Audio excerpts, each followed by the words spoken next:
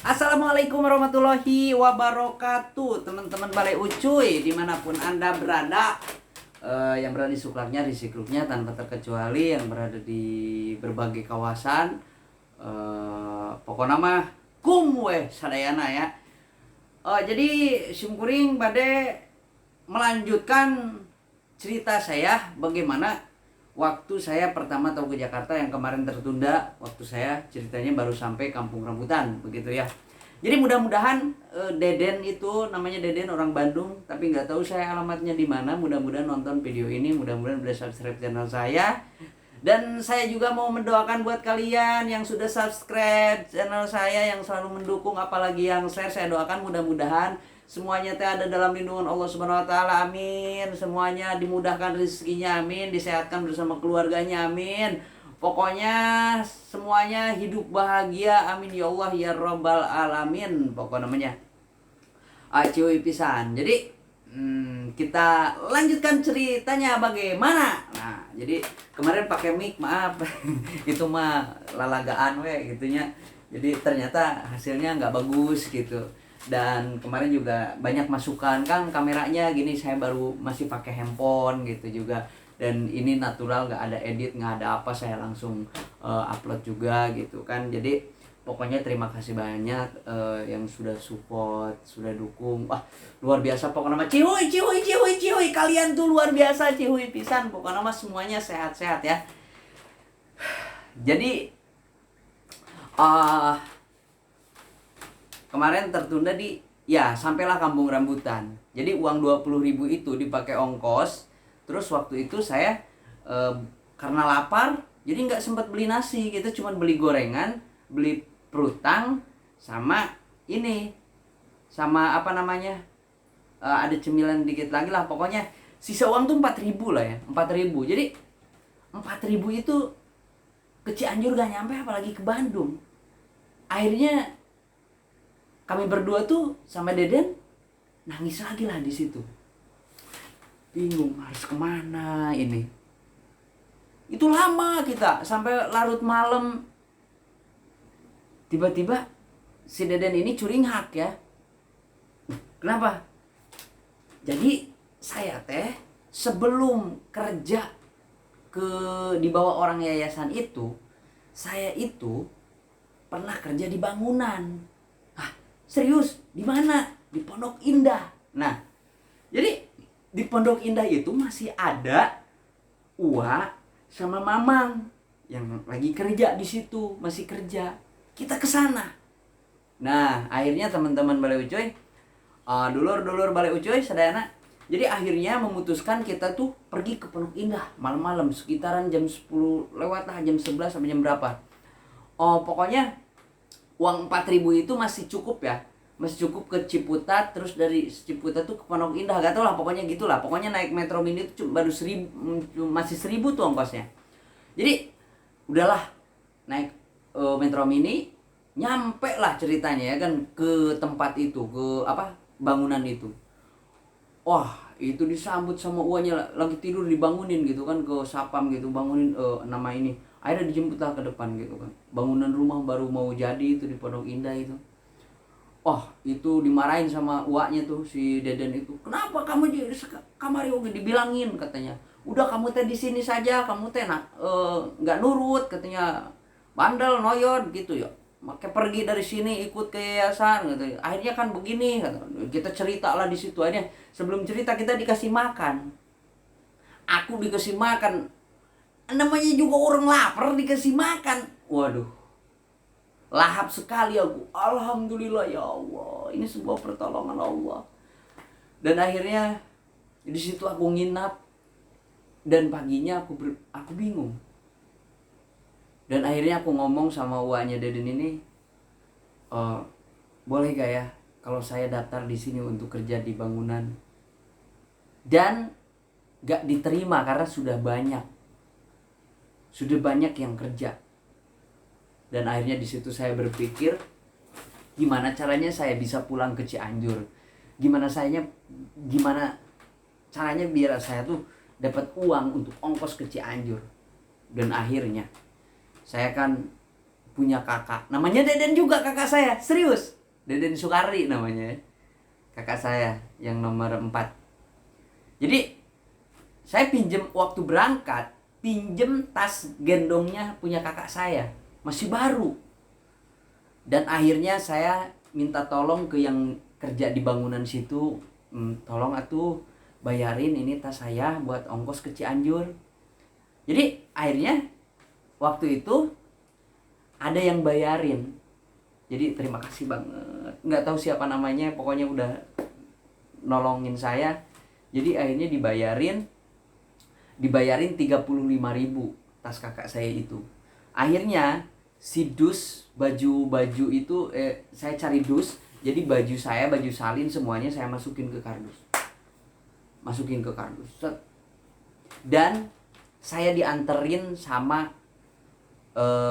teman saya itu, sama Deden itu, dianterin sampai Kampung Rambutan, sampai Pasar Rebo waktu itu, dan saya pulang ke Cianjur.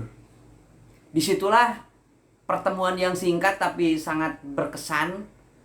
Pertemuan yang singkat sama Deden itu, orang Bandung itu, tapi membuat sejarah yang luar biasa, sejarah yang luar biasa hebat, yang saya tidak akan pernah lupa.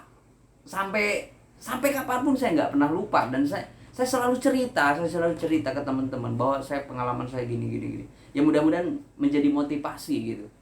Jadi udah gitu kan, pulanglah saya ke Cianjur. Ya maklum, jangankan kota Jakarta, Cianjur kota sendiri saja aku belum tahu. Dan akhirnya harus turun di Pasirhayam, aku turun di Rancagoong. Tahu itu orang Cianjur pasti, Rancagoong ke Pasirhayam itu jaraknya lumayan kalau jalan kaki. Bener tuh, mohonnya. Ya.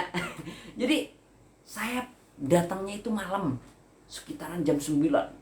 Turun di Rancagoong, hujan lebat. Gede banget hujan. Dan saya nanya sama tukang bakso yang lagi lari dorong gerobak, "Mang, ai Pasirhayam di mana?" "Oh, masih jauh." Dan tahu nggak teman-teman? Itu baju saya yang di dalam kardus itu. Kardusnya hancur, bajunya bulak-rakan, maruragan teman-teman. Maruragan. Jadi maruragan. Akhirnya ada sarung di dalam kardus tuh, aku gemol itu si baju itu. Mohon ku abdi tadi gemol si garek dagang baju gitunya. Dan di situ tuh kakak saya yang namanya Deden juga lagi kerja di Pasirhayam. Nah, lagi kerja di Pasirhayam di pabrik kacang asin Toko Beringin. Nah, di situ. Dan saya pernah ke situ sekalinya saya lupa. Saya nanya lagi, ini pabriknya di mana? Itu kota Cianjur, kesannya tuh kota Cianjur kelahiran saya belum tahu. Jadi jauhnya itu ke Pasirhayam situ. Akhirnya ketemu lah. Saya mampir ke kakak saya minta makan. Saya cerita sama kakak saya bagaimana saya nangis bahwa tas kakak saya jual. Gak apa-apa kata kakak. Akhirnya paginya saya dikasih uang sama kakak buat ongkos. Saya pulang ke Cianjur. Pulanglah, nyampe lah kampungku. Orang kampungku kaget. Masa yang kerja sudah pulang baru 8 hari, mau 10 hari gitu kan. Ini kerja apa? Aku cerita bahwa aku tuh ditipu sama orang. Akhirnya mamaku menangis, bapakku kaget. Yang paling kaget lagi, bibiku, adik bapakku, yang adik sepupu saya yang namanya udah ikut ke Jakarta dan nggak tahu di mana rimbanya. Di situ semua orang panik. Kakak saya sama om saya pergi mendatangi rumah orang yang membawa saya. Tapi ternyata di rumahnya tidak ada. Sudah diusir sama warga karena sering menipu seperti itu. Dan akhirnya tidak tertemu. Tapi kebetulan saya waktu itu menyelipin selembaran selembaran yayasan alamat, dan om saya itu pergi ke yayasan untuk mencari adik sepupu saya. Dan alhasil tidak ditemukan karena yayasan kekeh tidak mau menunjukkan dan cuma mengasih jaminan bahwa anaknya udah kerja dan betah dan insya Allah mendapatkan uang, betah. Dan akhirnya omku dibiarkan saja, ya udah kalau begitu, kalau sudah punya jaminan gitu kan yayasan itu. Dan akhirnya 1 tahun baru pulang dia, udah gede, udah kerja lah, kerjanya katanya betah alhamdulillah, sampai dia berangkat lagi, sampai sekarang dia udah punya anak 2 alhamdulillah. Nah gitu teman-teman, itu pengalaman aku pertama tahu yang namanya kota Jakarta. Jadi pergi dengan tanpa pendidikan, pergi dengan sekolah SD, aduh itu ya saya modal nekat. Tapi saya yakin bahwa kesuksesan itu tidak memandang pendidikan, tidak memandang sekolahnya di mana. Saya hanya lulusan SD Wanasari Pasir Angin. Tetapi saya bersyukur bahwa karena apa? Saya melihat postingan-postingan di Facebook, saya lihat anak SMP tawuran, anak SMA tawuran. Saya sangat sedih, saya sangat prihatin. Dan di sisi lain saya bahagia karena saya gak ngalamin tawuran, karena saya gak SMP, gak SMA. Tapi buat teman-teman yang suka tawuran, untuk apa itu tawuran? Buat yang suka tawuran, kau mikir disekolahkan itu untuk memperbaiki moral, akhlak, kelakuan, dan pendidikan. Kalau hanya kalian berantem, menggedekan ego, untuk apa? Kasihanlah orang tua kau, orang tua yang kerjanya banting tulang setiap hari, pergi pagi, pulang malam, mencari uang, keringat bercucuran, mencari uang buat kalian, buat sekolah menjadi anak yang benar, yang sukses. Timbal balik dari kalian, sekolah malah tawuran. Allahu Akbar, saya gak habis pikir sama kalian. Kenapa saya gak sekolah? Saya kenapa gak SMP? 1, aksesku jauh. 2, modalnya gak ada. Jalan kaki mungkin 3 jam saya mau sekolah SMP. Ke SD aja saya jalan kaki 1 jam. Kalau saya mau sekolah SMP itu waktu itu harus punya uang 15.000 sehari bolak-balik. Sekarang tuh harus punya uang 70.000 untuk bolak-balik dari rumah saya. Jadi please, buat kalian yang suka tawuran, stop lah udah. Buat apa kalian berantem sama sesama orang Indonesia yang saudara, yang harusnya kita ini.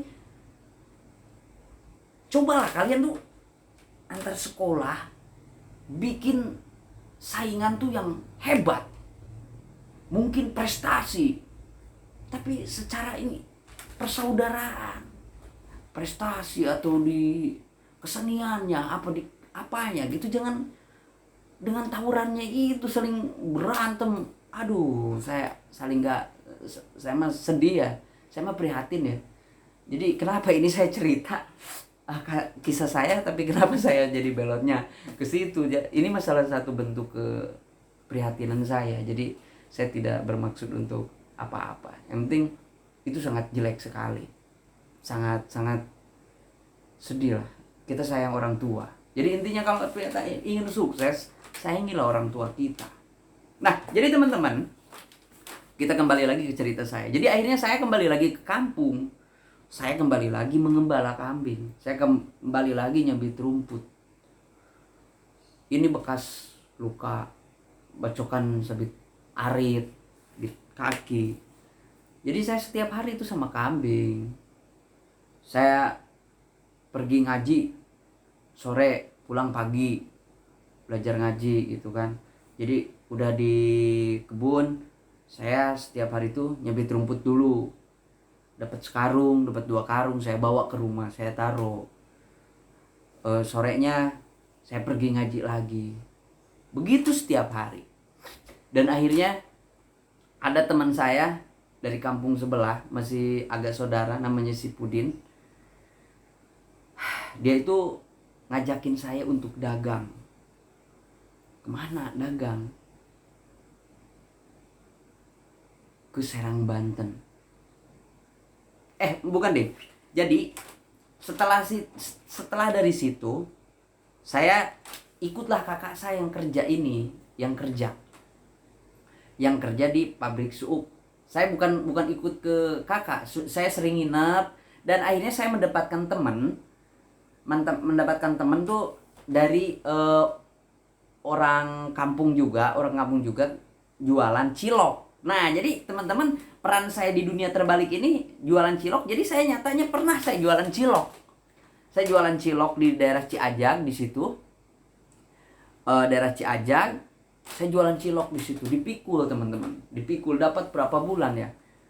Sekitaran 4 bulan. Saya keliling ke Gria, ke Cibodas, ke Rancagoong, kemana, ke arah Cipaku, ke situ ya kan. Saya keliling, saya nongkrong di sekolahan. Ini sampai mendul begitu ya. Ya, waktu itu cuma dapat untung ya kali 7.000, 8.000, tapi alhamdulillah saya syukuri. Dan akhirnya saya nggak betah. Dan saya pindah kerja, diajak jualan ke Serang, Banten. Nah, ini yang paling pengalaman juga buat saya. Jadi waktu itu saya jualan bakso goreng, basreng, bakso goreng. Itu singkat cerita saya setahun jualan di Serang, Banten. Itu dipikul teman-teman, di Ciruas, Banten. Jadi Serang ya di Ciruas. Di situ saya pikul, saya keliling. Bagaimana saya beradaptasi di situ. Saya bisa bahasa Jawa situ. Arep ngendi, arep dolan ngendi, nang taman. Mang, dodolan opo? Iki dodolan basreng. Bicaranya kayak gitu di situ ya. Akhirnya selama setahun saya di situ, saya pulang kampung, akhirnya pulang lagi ke sana, dan akhirnya ada teman yang ngajak saya jualan somai di Serang, Banten. Oke teman-teman, balik ucuy. Jadi cerita saya ini, saya akan bercerita sampai nanti akan ceritakan gimana proses saya bisa menjadi masuk ke dunia entertain, bisa menjadi seorang ucuy di dunia terbalik. Ini masih panjang teman-teman. Jadi mohon sabar, ada part 3, part 4, part 5, part 6, part 7, part 8, mungkin sampai 400 gitu ya. Jadi jangan bosan-bosan, saya akan upload seininya saya. Seada kuotanya saya. Jadi buat teman-teman, jadi nanti berarti saya lanjut dari saya pernah jualan somai di Serang, Banten. Jadi teman-teman balik ucuy, pokoknya intinya kita harus banyak bersyukur, karena bukan bahagia yang membuat kita bersyukur, tapi bersyukur yang membuat kita bahagia. Intinya kemanapun kita pergi, doa orang tua lah yang luar biasa. Doa orang tua yang akan membuat kita berhasil. Dukungan dari orang tua, saudara. Intinya jangan pernah mengeluh dan tetap bersyukur. Dan satu, pondasinya itu jujur. Mau kemanapun kita pergi, dengan hati yang jujur, insya Allah kita akan selamat. Beri doa orang tua yang luar biasa. Kita pergi, kita tanamkan kejujuran, itu luar biasa. Pokoknya macihui bisa. Oke teman-teman balik ucuy, mohon maaf apabila ada kata-kata yang salah. Dan buat teman saya Deden yang waktu ketemu di Jakarta, orang Bandung, kalau bisa mudah-mudahan nonton video ini. Dan saya lupa orangnya, lupa wajahnya seperti apa, dan saya akan bercerita. Kalau mungkin ada yang saya Deden misalkan, ya kita akan cerita pengalaman kita waktu di sana. Kalau misalkan sama, berarti itu orangnya. Jadi buat Deden bisa mampir inbox ke Facebook saya Ucuy Cihuy, dan ke Instagram saya asep_jaya1, nanti ada di deskripsi. Jadi teman-teman balik ucuy, terima kasih yang selalu support saya. Pokoknya mah I love you full buat kalian. Assalamualaikum warahmatullahi wabarakatuh.